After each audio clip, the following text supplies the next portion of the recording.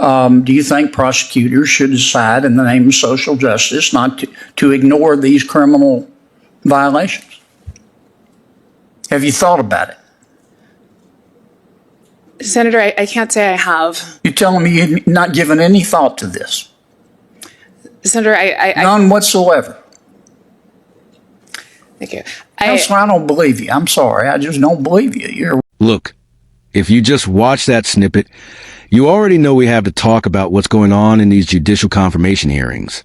Today, we're looking at a classic exchange featuring Senator John Kennedy going head-to-head with Judicial Nominee, who simply refuses to answer a straightforward question about the law.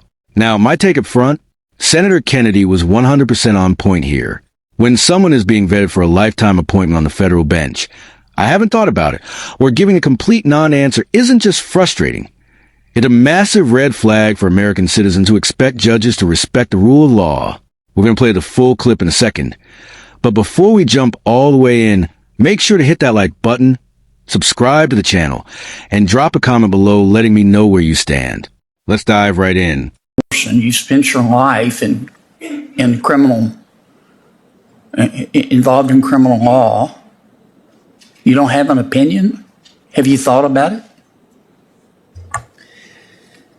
Senator, I'm not sure which specific instances of categories of crime that are not being prosecuted you're referring to. Sure. How about shoplifting? How about receiving stolen property? How about resisting arrest? How about making criminal threats? Do you think those are all statutes, criminal violations? Do you think it's a very simple question, Counselor. Do you think prosecutors should decide in the name of social justice not to ignore these criminal violations? Have you thought about it? Senator, I can't say I have. You're telling me you've not given any thought to this? Senator, None whatsoever. Thank you. Counselor, I don't believe you. I'm sorry. I just don't believe you. You're a well-read, intelligent person. And I don't know why you won't give me your opinion on this. Senator, I've focused on specific criminal cases as an advocate, as an appointed counsel. I know that, but I'm asking your opinion. I'm going to ask it one more time. Do you think prosecutors should ignore criminal violations as per statutes passed by a legislative body in the name of social justice as a matter of class of cases? All I can say, Senator, is I believe that prosecutors have a very important job. I agree. Their job is enormously important. I'm just asking you to answer my question. I can't vote for you if you're not going to answer my question, because I don't know what position you're going to take if you're on the court. Thank you, Senator. Would you answer my question? I would hope that prosecutors would use all of their tools and resources to make important decisions about issues such as the one that you've raised. And if confirmed, I would review the legality of any challenge. Counselor, I'm very disappointed. I'm getting word salad here, and I don't even have dressing on it. We both know what I'm talking about, and I think your refusal to answer gives me the answer. With all due respect. Thank you, Mr. Chairman. Thank you, Senator Kennedy. I'm going to comment on this, your question. Well, I'm going to want to respond. I want you to. Okay.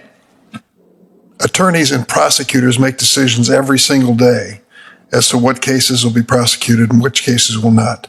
It is physically, legally impossible to prosecute all cases. They establish priorities. They try to serve the public in establishing those priorities. Every prosecutor makes that choice. They can't prosecute every possible violation of the law.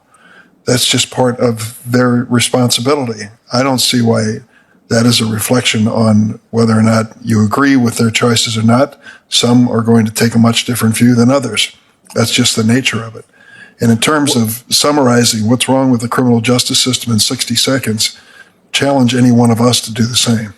Well, Mr. Chairman, you know, Dick, the affection that I have for you. but this is the third hearing in which you've made editorial comments about my questions. But I'm leaving the floor open to you. So I want to respond. Number one, this very bright person has spent her life in the criminal justice system. I don't think it's unreasonable to ask what, if anything, she thinks is wrong with it and get a candid answer. Number two, of course you're right about prosecutorial discretion, but you and I both know that's not what my question was about. We have a number of district attorneys that have taken the position that they are going to ignore criminal statutes passed by a legislative body, and they are not going to prosecute, they meaning the prosecutors, an entire line of cases, for example, shoplifting, receiving stolen property, resisting arrest in the name of social justice. Now, Mr. Chairman, we both know what I'm talking about, and so does the witness. And I don't know why she won't answer the question, and that's the point I was trying to make. I mean no disrespect to either of you, but I think my questions are perfectly appropriate in this environment. Thank you, sir. All right, guys. Now that we've watched the whole thing, let's break down why this exchange matters so much. First of all, Senator Kennedy asks what should be the easiest question in the world for an experienced legal professional. Should prosecutors selectively ignore enacted statutes, like shoplifting, resisting arrest, or receiving stolen property, blanket style in the name of social justice? And what do we get from the nominee? Total evasion. I can't say I've given thought to that. Are you kidding me? You spent your entire career in criminal law. You're standing before the United States Senate asking for a lifetime judgeship, and you claim you've never thought about whether prosecutors should just stop enforcing entire categories of crime? Nobody believes that. Senator Kennedy called it out directly because it's insulting to the intelligence of the American public.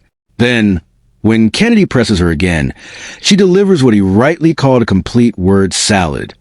She talks around the question, throwing out generic line items about using tools and resources, but completely dodges the actual principle. If you can't give a straight, honest opinion on whether elected DAs have the authority to rewrite criminal codes by simply refusing to enforce them, how can we trust how you're going to rule from the bench? And then Chairman Dick Durbin steps in to try to bail her out, claiming this is just standard prosecutorial discretion. But Kennedy shuts that down fast, and he's spot on.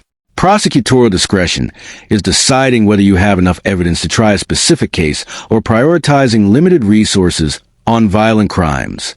It is not a broad license for local prosecutors to unilaterally decide that entire laws passed by our elected legislature just don't apply anymore. That isn't discretion, that's nullification. When nominees give dodge after dodge like this, their refusal to answer is an answer in itself. Kennedy was completely right to hold her feet to the fire, demand transparency, and state clearly that he can't vote for someone who won't be upfront about basic constitutional principles. We need judges who respect the separation of powers and the written law, period.